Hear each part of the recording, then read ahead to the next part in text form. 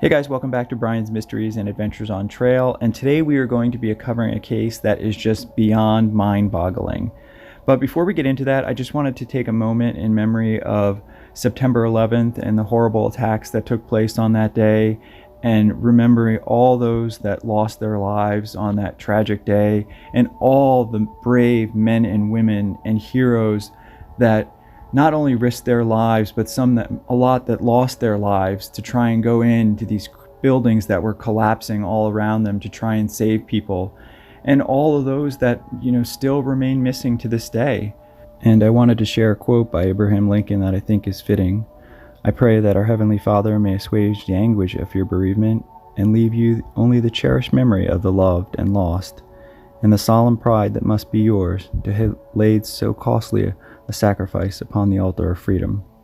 Abraham Lincoln. Which I know a lot of you are familiar with that, but I just thought it was a very fitting quote to remember all the fallen of that terrible day. Okay guys, let's get into today's case. Today we are going to be talking about the disappearance of Bill Ewasko. He was 66 years old when he went missing in Riverside County, California on June 24th, 2010. He was from Marietta, which is a suburb of Atlanta, Georgia, and he was living there with a girlfriend. He's a U.S. Army veteran, a very in-shape guy, very experienced, and his plan was to go on a solo hiking trip of Joshua Tree National Park.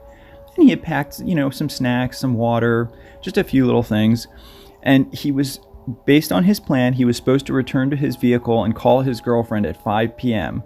However, that never happened. Now, Bill had flown into Los Angeles on Wednesday, June 23rd, 2010, and he had spent the night at a friend's condominium it was vacant. So he had let Bill stay there.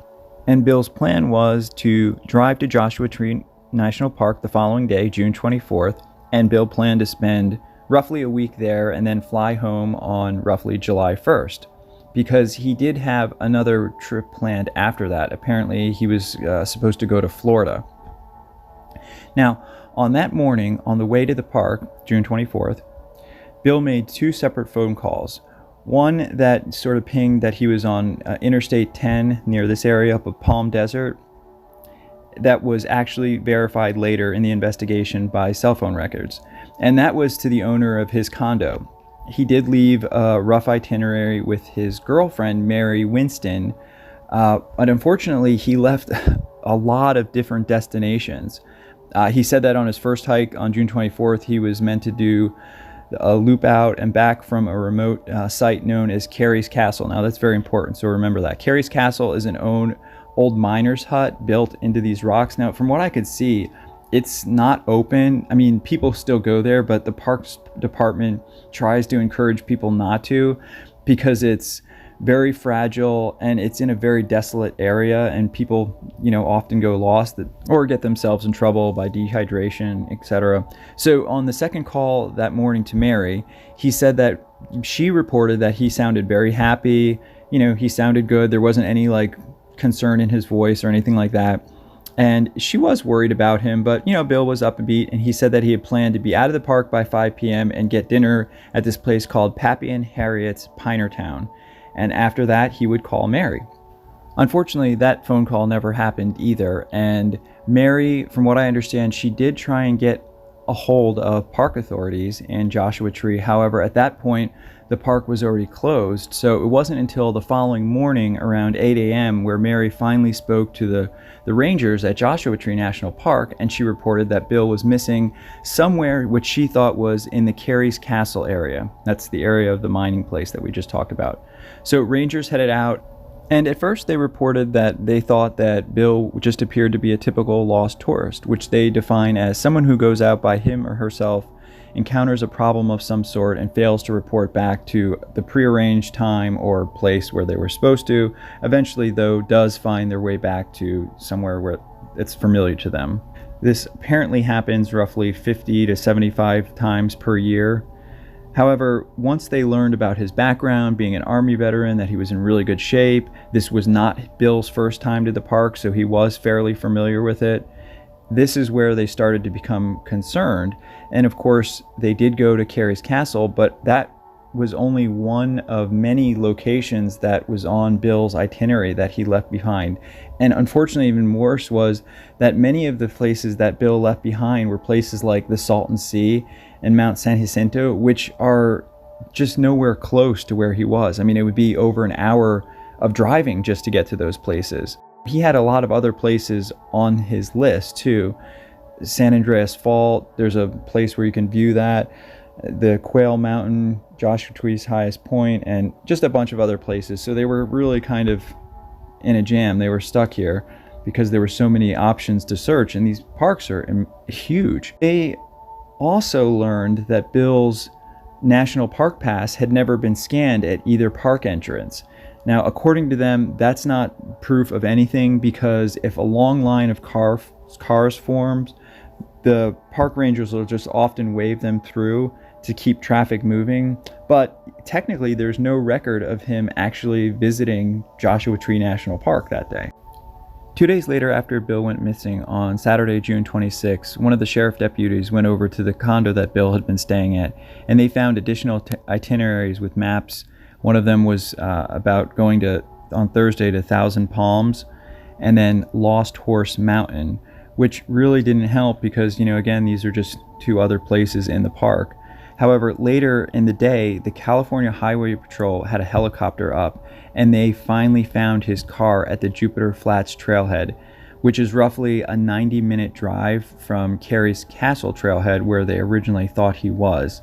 So by this time, if he was there, he would have been exposed to crazy temperatures in the high 90s with basically little or no water. Now, according to the authorities at the time, they said that since they located Bill's car, that confirmed that he was actually inside the park that day. So searchers ended up relocating to Jupiter Flats and started exploring all those areas, including up to the top of Quail Mountain, which I'll picture in some of these next pictures. But honestly, it's possible that doesn't confirm that he was in the park. Somebody could have put the car there. We're going to talk about this more, but there ended up being several eyewitness accounts to the car, and I'm going to go over that. But I actually did my own little experiment with the car because I just found it odd that some of these people that drove by said that they were sure that they saw the car parked 1 foot away from the curb. So we'll just talk about some more of the details, and then we'll get more into the car. Once they received confirmation around 7 p.m. from the helicopter pilot that the license plate was in fact confirmed to be Bill's, one of the rangers named Jimmy Pritchett, he was the first to actually arrive at the scene, and he said that he found no evidence other than, similar list of directions from the west entrance of the park to Jupiter Flats, where the car was. The passenger side, full of maps and things like that, and there was one set of footprints that he said looked fresh, that were leading away from the car. Eventually, other ranger teams showed up along with a CHP helicopter, and they drove around Jupiter Flats Road, which I guess now is closed to the public, but it's used by hikers heading up to Quail Mountain. And they were using a loudspeaker, just trying to find him. They failed to find him and returned to the lot where they were joined by more police and SAR, and they searched all over the California Riding and Hiking Trail, all around Jupiter Flats Road, Stubble Springs Trail, the side loop. They were able to cover a pretty good area before dark came, but unfortunately, they didn't find anything. Some of the searchers did report having gotten back to the lot. They did say they saw lights flashing on a nearby ridge. However, those lights to this day have still not been confirmed. Now, that night, a ranger was left at Bill's car throughout the night into the morning, just in case Bill did come back. However, Bill never showed up, and rescue began again at 7:30 a.m. the next morning. And they searched all around the ridgeline where they thought they had seen the lights the previous night. They did find a red bandana up near the ridge of Quail Mountain. That was the only thing they did find. So they brought in search dogs, and another helicopter came in. The tracking dog was given the bandana and some of the other things that were in the car. And the dog indicated that Bill may have taken the California Riding and Hiking Trail up to the point where it intersects with Jupiter Flats, that later heads down towards Quail Mountain. But unfortunately, when the dog got up there, apparently he couldn't track anymore. And since that area is basically where a bunch of trails intersect, it really didn't help them out at all. The Riverside County Sheriff's Department and Search and Rescue had brought in searchers on foot and on horseback, and they were searching all over the place in that general area. But unfortunately, even with all their efforts and manpower, they couldn't find anything. And it wasn't until later that evening that they got information that on the previous morning, that Sunday, around 6:30 a.m., Bill's phone had pinged a cell tower in Yucca Valley, which is roughly 20 miles northwest of where his car was found. This obviously raised hopes that Bill was still out there somewhere, and they sent the helicopter over there with thermal imaging equipment to help search that area, but nothing was found. But on Tuesday, 2 water bottles were found hidden under a log in the area that they were searching, and one of the search dogs indicated that they were Bill's. However, unfortunately, later another hiker came forward claiming the bottles, and this is actually common in places like Joshua Tree. People will actually stash water because water is so rare there. But again, this was a blow because it basically blew away the dog's credibility here. And it was only known that there was only one other visitor to Jupiter Flats Trailhead the day that Bill disappeared, a hiker by the name of Greg Mendoza. Now, at the time that Greg arrived to the park, it was roughly 10:20 a.m. He said that there was no one else on the trailhead. However, when he later got back, which was roughly between 5:30 and 6 p.m., he said that he saw Bill's car parked parallel and next to the curb on the north side of the parking area. And he thought it was strange because it wasn't in one of the diagonally drawn designated parking spots. He said he also saw a single line of fresh boot tracks going up towards Old Jupiter Flats Road, thus confirming the earlier ranger statement. But this means that Bill's car arrived at the parking lot no earlier than 10:20 a.m., leaving a minimum of nearly 2.5 hours gap from his last phone call. It should have only taken Bill half of the time to reach Jupiter Flats Trailhead, and everybody concedes that it's not known what Bill did for this extra hour or so. Unfortunately, on July 5th of 2010, the official search did end 11 days after Bill had been officially reported missing. Just the money ran out, the manpower wasn't there. But after that ended, the search continued by private searchers, people like Tom Mahood, which he's a very famous former search and rescue worker that lives in California. He actually was the guy that figured out the discovery of the Death Valley Germans. Well, he found 2 of their bodies after years and years of searching. However, in this case, he has spent numerous hours trying to figure out what happened, putting new search grids in place. This is a map of all the areas that they have searched, and pretty much you can see it's very thorough, and most of this has taken place after the original search. Now, a lot of this focuses on the car. One of these guys that has been following this case did a good timeline of it, so I'm just going to read you some of what he came up with, because it is kind of confusing, and there's been several different eyewitness accounts, and I'll have links to all this in the description too, so you can do further reading. It is thought that Bill only had a few snacks and 2 12-ounce water bottles with him when he started this hike. How did he manage to survive all this time out in the California desert some, if we assume that he was still alive when his third ping was made? Personally, I don't think that he made that ping, that phone call or whatever made the phone ping. In fact, I don't even believe that he was actually in the park that day. Something does not add up, because apparently after Tom Mahood did some more research, it was discovered that Bill's car was actually moved at some point. Now, how would that be? And this was during the time that he was missing.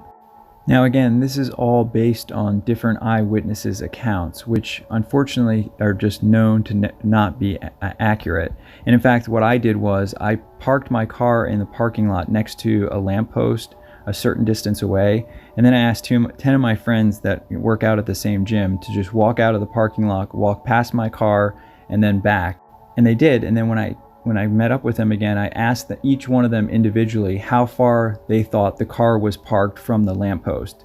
And they all had very different answers. Some of them were kind of close to each other, but really only one of them out of all of them had the right answer. Now, and I bring this up because in Bill's particular case, an eyewitness who was driving by said that she was sure that his car was parked a certain direction and a foot away from the curb. This witness, a woman by the name of Mimi Gorman, was adamant that when she passed the parking lot Saturday afternoon, right as the search got started, Bill's car was parked back to front facing the road and was able to correctly identify a sticker in the front windshield. So this means that someone had to have moved the car at some point based on all the other eyewitness accounts. And I know this is kind of confusing, and I want to say that the Park Service ended up just discrediting or just not even listening to any of the eyewitness statements because they were all so different and they just felt like they were, chasing down rabbit holes. So, there's something to be said for that. So I'm going to leave information in the description because, like I said, all the after searches that have gone on have produced more information, and there's everything from conspiracy theories to, foul play. Personally, I don't know. I don't personally believe that Bill was ever in that park that day, or if he was in there for a very short time. This was a very, strong man, a very smart man. He was in great physical shape. He was a military veteran. He had all kinds of outdoor experience. He had a girlfriend that he was in love with back home. It's possible that maybe he met somebody that night or an old friend or something, and they went to the park together and something happened beforehand that morning after he made his phone calls. But with all the evidence that we have, it's just very bizarre. Nothing seems to make sense. There's nothing found of him. The car may or may not have been changed direction. According to the Parks Department, it wasn't that crowded that day. So why wasn't his ticket scanned at the gate? Why would Bill put himself in a situation that he knew would be, life-threatening? I just don't believe that he would have done that, learning about him and researching what kind of man he was. So I don't know. I'd love to hear what you guys think, because this definitely is a very bizarre case. And like I said, now there's a lot of information out there that, other searches have done, like Tom Mahood and people like that. So I definitely encourage you to do some further reading and let me know what you think, because I think that, his family deserves answers and justice. I want to dedicate this video to Bill Ewasko and thank you for your service in the military, and just my thoughts and prayers go out to you and your family and everyone that knew you, and just hoping you can find your way home soon, one way or another. Thank you everybody, as always, for watching, and please be respectful in the comments, and please let me know what you guys think about this case. I'm sure a lot of you are familiar with it. Thank you to co.ag for providing the background music, and thank you for the subscriber that brought this case to my attention. It is definitely, obviously it's a very sad case. It's always sad when people go missing, but to not have any answers or any clues, really. So I really encourage people to read further up on this and let me know what you think. Alright guys, see you in the next one.